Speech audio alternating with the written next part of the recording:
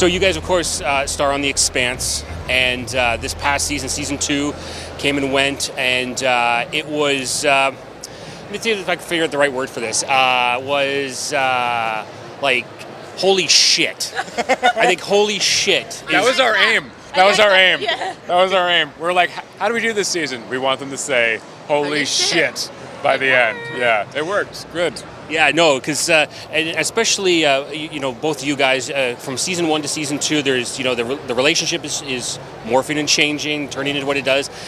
Yeah, and with it along the way, though, individually, you've got interesting storylines, right? Like Dominique, your character is going through, almost a renaissance of her beliefs with being a belter. It's a bit of an identity crisis in a way. I think spurred on by the events of the solar system, the unfortunate stuff that happened. So yeah, I do love that about our storyline, is that although we're romantically involved, the writers don't just leave it to that. We get to have our own separate journeys as well as characters. Right. So it's quite wonderful about it, I think. Yeah. And Stephen, your character goes through some changes too. Like he really starts to embrace his leadership role, which he didn't seem very willing to do in the beginning. No, he didn't. I mean, for Holden, the greatest joy about playing him has been his arc. I mean, like, it's so drastic. From when you meet him, he's so apathetic and kind of like a slacker, and him going through the Eros experience really changes him.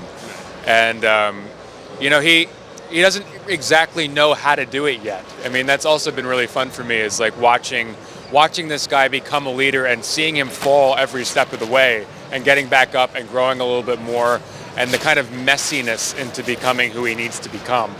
Right. It's been a real joy for me as an actor, but he finds himself at the end of last season really kind of consumed by his mission and by fear and anger and all this kind of stuff, and now he's kind of in the beginning of the 3rd season. He's really kind of settling into himself, and finding his feet a bit.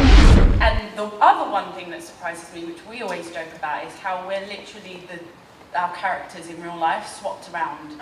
So most of the time we feel like we're talking to ourselves, which is funny. Naomi's so logical and calm and collective and rational, and Holden's not, and we're actually the other way around in real life, so we joke about that a lot. In terms of the overall season, at the end of last season, you see Earth and Mars at the brink of war.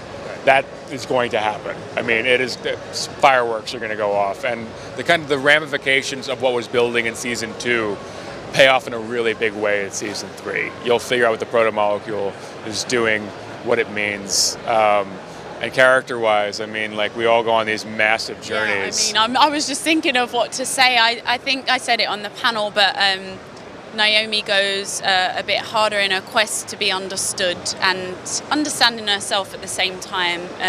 She makes some more difficult choices. I can't say too much, but yeah, I think you're going to get to see a lot more of her and hear a bit more of her backstory and maybe why she's the way she is.